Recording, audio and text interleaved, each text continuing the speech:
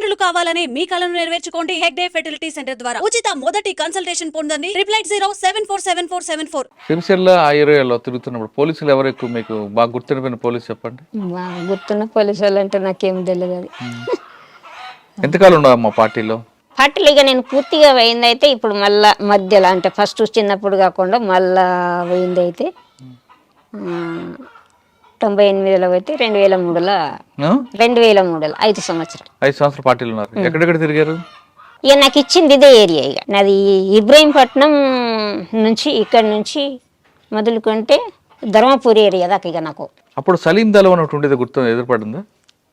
ఎక్కడిది మాకు ఇక్కడ జనశక్తి లేదు. ఆహా. మాకు ఈ రోడ్ ఇవతల మాకు జనశక్తి అనేది లేదు. అటు సిరిసిల్ల ఏరియాకై ఉన్నది కానీ మాకెళ్ళి ఎప్పుడు జనశక్తి పార్టీ అనేది లేదు, అసలే లేదు.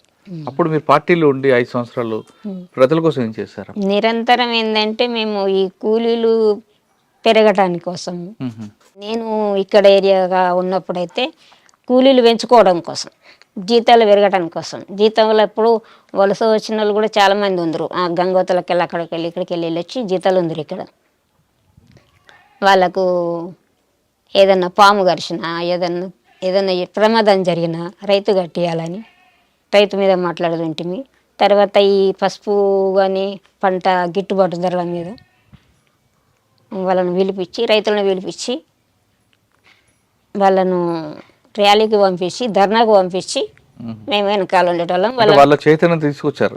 అదే వాళ్ళను ముందుకు పంపించి మేము వెనకాల ఉండి నడిపించేటోళ్ళము. తర్వాత ఈ మామిండ్లు తోటలు ఇవన్నీ భూస్వాముల తోటలలో మామిడికాయలు దింపిపిచ్చుడు, పంచిపిచ్చుడు, అందరు ఎంపుకోమనుడు అట్లా చేసాడు అన్నట్టు. మరి అంత నిర్బంధం మధ్యన ఎలా ఉన్నారమ్మా మీరు? నిర్బంధం ఎక్కువ ఉంది కదా. నాకు ఏమి అనిపించదు. మాకు కోనపూర్ ఫైరింగ్ ఒకటి పెద్ద ఫైరింగ్ అయింది. కోనపూర్ ఫైరింగ్లో నేను ఆరోగ్యమే సరిగ్గా లేను. నాకు బయటకు వెళ్ళాలంటేనే నాకు ఒక మనిషి ఎంబడి ఉండాలి. ఫైరింగ్ జరుగుతుంటే నాకు ఆ ఫైరింగ్లో పోవాలన్నట్టు అనిపిస్తున్నది. నాకే అప్పటికే నాకు ఇంకా ఆరోగ్యం బాగలేదంటే వీళ్ళందరేమో నువ్వు మెయిన్లో ఉండు అని అన్నారు. నన్ను మెయిన్లో ఉండు అంటే నాకు ఉండబుద్ధి అయితే లేదు. కలసు ఆయన వెంటనే తుపాకు ఓపెన్ చేసి 2 రౌండ్లు కలిపేసిన. 2 రౌండ్లు దెబ్బలు కొట్టినాక మళ్ళీ వెనకకు తీసుకుంటారు. 3 గంటలు 4 గంటలు జరిగింది. అది ఏం కాలేదా? ఏం కాలేదు. వాళ్ళ వైపు ఏం కాలేదు. 3-4 గంటలు జరిగింది. అట్లా ఉంటుంది అన్నట్టు. ఫైరింగ్ అంటే మంచిగానే అనిపిస్తుంది. చచ్చిపోయినా ఏమనిపించదు, బ్రతికినా ఏమనిపించదు, ఏది ఏమనిపించదు. ఫైరింగ్లో ఇట్లా భయం అనేది అనిపించదు అన్నట్టు. వేరు కొట్టిన వాళ్ళమే కావాలా, ముందరికైనా కావాలనిపిస్తుంది. మళ్ళీ నాకు చాలా ఏముండే అంటే ఫస్ట్ నుంచి ఏముండేలంటే నేను పార్టీలో చనిపోవాలనేది ఉండే. అయ్యో ఎందుకు? పార్టీలో అమరు అయితే మంచిగా అనేది ఉంటుండే. నాకు ఇక్కడి బ్రతుకులు నాకు ఇష్టం ఇప్పటికి కూడా అనిపించాయి. ఈ రోజుకు కూడా ఇక్కడ చూస్తే ప్రతి ఒక్క లోపల కుటుంబము కానీ బయట వాళ్ళు కానీ ఏదైనా కానీ ఇదంతా ఒక కుళ్ళు ప్రపంచం అనిపిస్తుంది నాకు. స్వార్థం ప్రతి ఒక్కరి స్వార్థ ప్రపంచం అనిపిస్తుంది. దాంట్లోనేమో స్వచ్ఛంగా అనిపిస్తుంది. సచ్చిన మంచిదే, బతికిన మంచిది. ఒక్క మనిషికి ఆరోగ్యం బాగలేకపోతే దాని చుట్టూ మనసులో మనం ఉండి దాన్ని ఆదుకోవడం, స్వచ్ఛందంగా మంచిగా ఉండడం అట్లాంటివి ఉంటాయి అన్నట్టు. ఏదైనా తప్పు జరిగినా కానీ దాన్ని ఆచరణలో వదిలిపెట్టి దాన్ని రుజువు చేసేటోళ్ళం ఇట్లా అన్నట్టు. అదొక స్వచ్ఛమైన జీవితం అనిపిస్తుంది. ఇదంతా కుళ్ళు ప్రపంచం.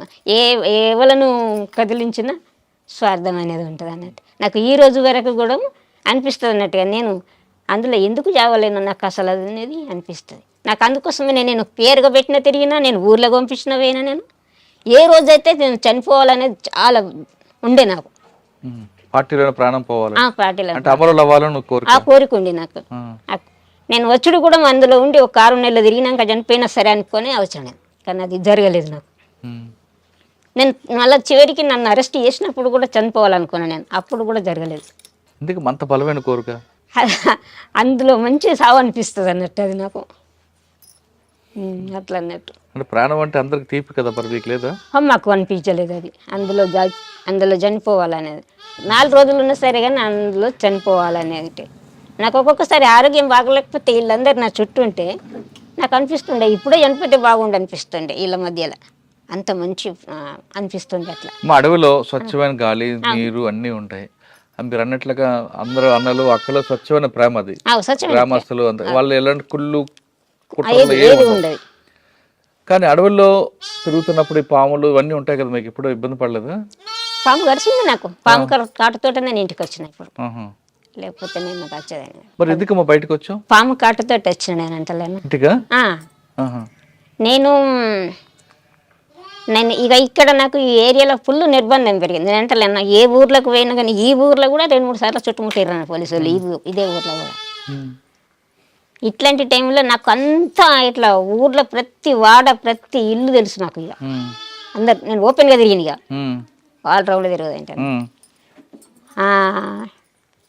ఇక నన్ను ఎట్లనో పంపించేస్తారు ఇల్లు.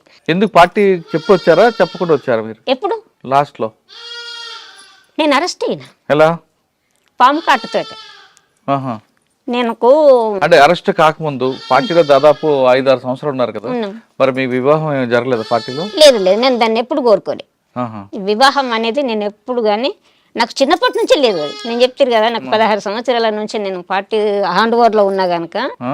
నేను చిన్నప్పుడు 16 ఏళ్ళ నుంచి నేను పార్టీ హ్యాండ్ ఓవర్లో ఉన్నా కనుక నాకు ఆ ఊహ కూడా రాలేదు. అంటే మిమ్మల్ని ఎవరు చేసుకుంటాను కూడా లేదు? నాకు అసంటి రాలేవు. నేను అసంటి అవిటికి దూరం. ఆహా. నేను ఎప్పుడు కూడా పెళ్ళి అనేది నాకు అది అది అది రాలేదు నాకు. అందరూ నాకు చాలా మంచిగా ఉందరు వీళ్ళందరూ. మరి అంత కఠినంగా ఉన్న మీరు ఎలా దొరికిపోయారు పార్టీ ఇప్పుడు పోలీసులకి? అది ఇన్ఫర్మేషన్ తోటి దొరికిపోయింది. ఎక్కడ? నేను బయటికి వెళ్ళేది ఉండే, ఉత్తరప్రదేశ్ నేను వెళ్ళేది ట్రాన్స్ఫర్ నది. ఎక్కడ నుండి? ఇక్కడ నుండి? ఇక్కడ నుండి ఇక్కడికి నాకు చాలా బాగా నిర్బంధం పెరిగిపోయింది. ఉత్తరప్రదేశ్కు నేను వెళ్ళేది. నన్ను ఒకసారి రైలు ప్రయాణంకు నన్ను పంపిస్తామన్నారు. వరంగల్ దాకా పోయినాక అక్కడ ఎన్కౌంటర్ అయింది. ఎవరిది? అక్కడ ఫైరింగ్, అంటే ఎన్కౌంటర్ కాలేదు కానీ ఫైరింగ్ అయింది. అక్కడ నుంచి మళ్ళీ రిటర్న్ వచ్చిన.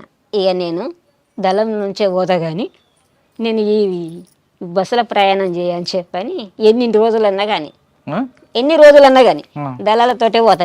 నేను ఈ ట్రైన్లకు వీటికి నేను పోనని చెప్పి నేను వింటాను పద్మక్క వాళ్ళతోటి అని అన్న వాళ్ళే మరి సరే పని అన్నారు. ఇక అప్పటికి నేను ఇక నేను వాళ్ళతోటే ఉంది. ఇక నేను బయటకు వెళ్ళిపోవడే ఉండే మేము పద్మక్క మేము పోతామంటలకల్లా పద్మక్క వాళ్ళది ఎన్కౌంటర్ అయింది. ఎక్కడైంది? నేరాళ్ళ ఎన్కౌంటర్ ఇప్పుడు చెప్పింది కదా, నేరాళ్ళ వాళ్ళ అక్కడ ఎన్కౌంటర్ అయింది. ఆమెతోటి నేను బయటకు వెళ్ళేది. ఇక అప్పుడు ఆమె అయిపోయిందంటే మళ్ళీ ఒకసారి పోతే మళ్ళీ ఫైరింగ్ అయింది. ఇక నేను బయటకు పోయేది ఆగిపోయి మళ్ళా తర్వాత ఆర్కే ఉండే అప్పుడు వరంగల్ ఆర్కే మళ్ళీ ఇక్కడికి వచ్చిండు ఆయన అప్పుడు ట్రాన్స్ఫారంలో ఇక్కడికి వచ్చిన వల్ల ఆయన చెప్పిండు నువ్వు పోగుడే ఉంటుంది, నేను మాట్లాడినని చెప్పాను అన్న వల్ల సరే డేట్ ఫిక్స్ చేసిండ్రు పంపించుడని. అక్కడ మానాల దగ్గర మరి మొదల ఉంటుంది.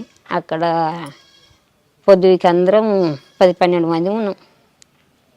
అందరము నేను క్యాన్ నీళ్ళు నేను మోయకపోదు ఇంటి, వీళ్ళందరూ క్యాన్లు పట్టుకుందరు. అక్కడ నీళ్ళు గుట్టకెక్కిస్తారు, నీళ్ళు క్యాన్లు పట్టుకొని గుట్టకెక్కినాక వీళ్ళతోటి నేను వచ్చేటప్పుడు ఏమైందంటే నా బట్టలు వండుకుంటానని నేను వీళ్ళతోటి గుట్టకెందుకు ఆ బోర్ కాడికి పోయాను అన్నట్టు. బోర్ కాడికి పోయేటోళ్ళకల్లా అందరూ కాలు చేతులు కడుక్కున్నారు, చేసిండ్రు, బట్టలు వండుకున్నారు.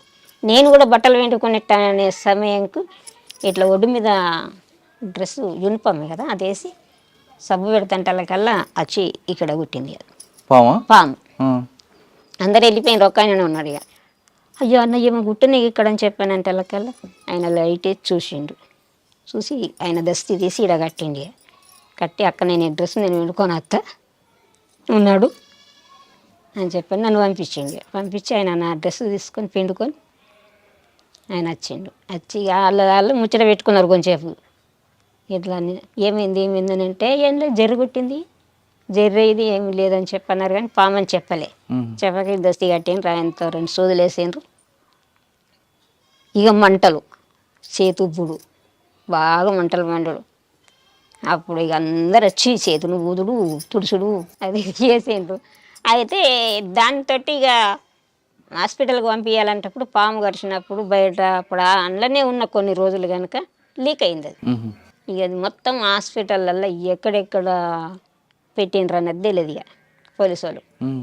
పోలీసు వాళ్ళు పెట్టేటోళ్ళకల్లా నాకు ఇక్కడ ప్రాంతంలో అందరు తెలిసిన వాళ్ళే ఉంటారు పోలీసు వాళ్ళు. నేను చిన్నప్పటి నుంచి అరెస్టులు అయినా కదా, ఉమ్. చిన్నప్పటి నుంచి అరెస్టులు అయినా కనుక ఎక్కడెక్కడ పోలీసు వాళ్ళకి తెలిసే ఉంటుంది అని చెప్పని నిజామాబాద్ జిల్లాలో తిరుకొండ మండలం ఉంటుంది, ఉమ్. అక్కడికి నన్ను హాస్పిటల్ అని పంపించారు, వేరే వాళ్ళ దారిన పంపించారు. అలా అది ఎట్లా లీక్ అయిందో తెలియదు, అక్కడ నన్ను అరెస్ట్ చేసారు పోలీసు పొద్దుకి.